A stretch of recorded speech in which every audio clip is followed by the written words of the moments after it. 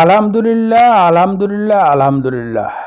দীর্ঘ 25 ঘন্টা অত্যন্ত ধৈর্যের সাথে কোরআনের বঙ্গ অনুবাদ একটানা শুনেছি। তো আল্লাহর কাছে শুকরিয়া জানাই। কিছু কিছু প্রশ্ন আসছে মাথার ভিতরে, যেহেতু আমি একদম ওই রকমের আলেম না, এই প্রশ্নগুলা ঘুরপাক খাচ্ছে। এই প্রশ্নগুলার উত্তর মহান রাব্বুল আলামিন দেবেন এই প্রত্যাশায় আছে। যেমন দু একটা কথা বলি, এই বারে বারে হযরত মূসা নবী আলাইহিস সালামের কথা আসছে বহুবার, ওনার নিজের নামও আসছে বহুবার। আর আমার মনে হয় কাফের বা ইহুদিরা একটু ঘারুরা জাতি, যার কারণে আল্লাহ তাআলা ওনাদের নাম বহুবার বলছে। এবং কোরআনের একটা আয়াতও দেখলাম যে আমি ইহুদির দিকে জ্ঞান বিজ্ঞানে শ্রেষ্ঠত্বর দান করেছে এই পৃথিবীতে। তো হ্যাঁ গো, শ্রেষ্ঠত্বর দান করছে থুক্কু ভুলেছে, এই কথা তো আর আল্লাহ তুলে নেয়। কিন্তু এখন ওই জ্ঞান বিজ্ঞান দিয়া ওই লোকগুলা বড় উল্টাপাল্টা পৃথিবীতে কাজ করতেছে। তো আল্লাহ হয়তো এক সময় ধরবে, যার কারণে সে ওয়েট করতেছে। আর ওই সে নতুন একটা কওম অর্থাৎ মুসলিম ইসলাম সৃষ্টি করেছেন, যেটা আমরা। কিন্তু আমাদের ভিতরেও অনেক ভুল ভ্রান্তি, মানে অনেক ত্রুটি বিচ্যুতি আছে। যাই হোক, এখন আমাদের এই কেন সৃষ্টি করলো এই ব্যাপারে আল্লাহ কি বলছে? এখানে আল্লাহ তাআলা বলছে সূরা আল মুলক 2 নম্বর আয়াত, যিনি মৃত্যু জীবন সৃষ্টি করেছেন যাতে তোমাদের পরীক্ষা করেন তোমাদের মধ্যে কে উত্তম আমলকারী। এখন তো বোঝা গেল, মানে পরিষ্কার আমাদের জীবনও সৃষ্টি করছে মৃত্যু। আমার জীবন হয়তো আমি পৃথিবীতে নাও আসতে পারি, কিন্তু যদি একবার আইসা পড়ি তাহলে কিন্তু মৃত্যু মাস্ট। দেন না, কত পণ্ডিত, কত নাম করা অমুক সুমুক, ওই যে স্টিভ জবস, তারপর মাইকেল জ্যাকসন, তারপর বাংলাদেশে কত হোমরা সোমরা, সবই তো মরে গেছে, মরা মাস্ট। এই জন্য বললে দেশে আল্লাহ তালা এই কোরআনেই কিন্তু খুব গুরুত্বপূর্ণ অনেক জিনিস বলবো, একটার পর একটা আপনাদের বলবো, আমার নন আলেম হিসেবে যা পাইছি সেইটা বলবো। তাহলে কি হলো, পরীক্ষা ক্ষেত্র, জাস্ট এক্সামিনেশন হল।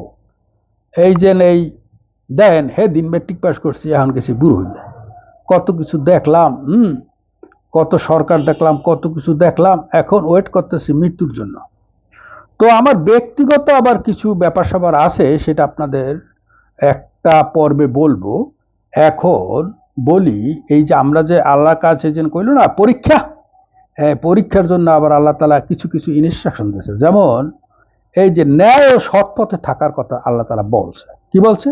নিশ্চয়ই আল্লাহ ন্যায় বিচার, সদাচরণ ও আত্মীয় স্বজনকে সাহায্য করার নির্দেশ দেন এবং তিনি নিষেধ করেন অশ্লীলতা, অন্যায় ও অবাধ্যতা থেকে। সূরা আল নাহল 90 নম্বর আয়াত। এখানে কিন্তু আল্লাহ তাআলা বলে দিয়েছে তোমরা এই অশ্লীলতা করবা না, আত্মীয় স্বজনকে রেসপেক্ট করবা, মানুষের সাথে খারাপ ব্যবহার করবা না, ভালো ব্যবহার করবা। দেখছেন কোরআন শরীফ কি জিনিস, বুঝছেন তো? তা কোরআন শরীফ কিন্তু উমানে পড়লে আপনার কিন্তু ওই যে ভিতরের যে মানে মাল মশলা, আল্লাহ তাআলা তো মনে করেন সমানে ওই খালি ভালো ভালো কথা বলবে তা না, ওখানে ভিতরে ভিতরে খনি আছে, ওখান থেকে কালেকশন করতে হবে, কালেকশন করিয়ে ভিতরে গাঁটতে হবে। গাঁটলে আপনি মজাটা পাবেন। আপনাকে কেউ বলতে হবে না নামাজ পড়ো নামাজ পড়ো নামাজ পড়ো, এগুলো বলতে হবে না।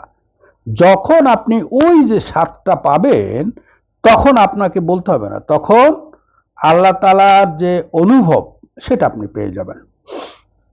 তো যাই হোক, আমি আসলে কোনো ভিডিওই বা কোনো পর্বই 5 মিনিটের বেশি করব না, এই জন্য আর একটুখানি বলি। আখিরাতের প্রস্তুতি নিতে বলছে, এটা হলো সূরা আল ইমরান 185 নম্বর আয়াতে। কি বলছে? এই পার্থিব জীবন কেবল ধোঁকার উপকরণ। ইয়েস, আই বিলিভ ইট, এক্সেল ধোঁকা। বিশ্বাস করেন, হে দিন পড়া করলাম, হে দিন ডাকাবাজি করলাম, হে দিন এই অফিস আদালত করলাম, এই মানুষের লাগে কত, এই বিয়া শাদি খাইলাম, টাঙ্কো মাঙ্কো এর লাগে এই অহংকার মহংকার, এই সি ধুন ফুন, এরপর মাইয়ে ভোলা হইলো, এরপর মাইয়ে ভোলা এখানে অনেক চাকরি এই করলো, হ্যাঁ পড়াশোনা করলো, এগুলো একটা ধোঁকা। এখন যখন নীরবে নিবৃত্তি যখন চিন্তা করি তখন মনে করি এর ধোঁকা সব। পার্সোনালি মানে ব্যক্তিগত নিজে হিসাব নিকাশ, এটাই ইম্পর্টেন্ট। একদম ধোকার মধ্যে আমরা আসলে বসবাস করছি। যাই হোক, এর পরের পর্বে আপনাদের আবার আমন্ত্রণ জানাচ্ছি। পরের পর্ব একটু পরেই বলবো।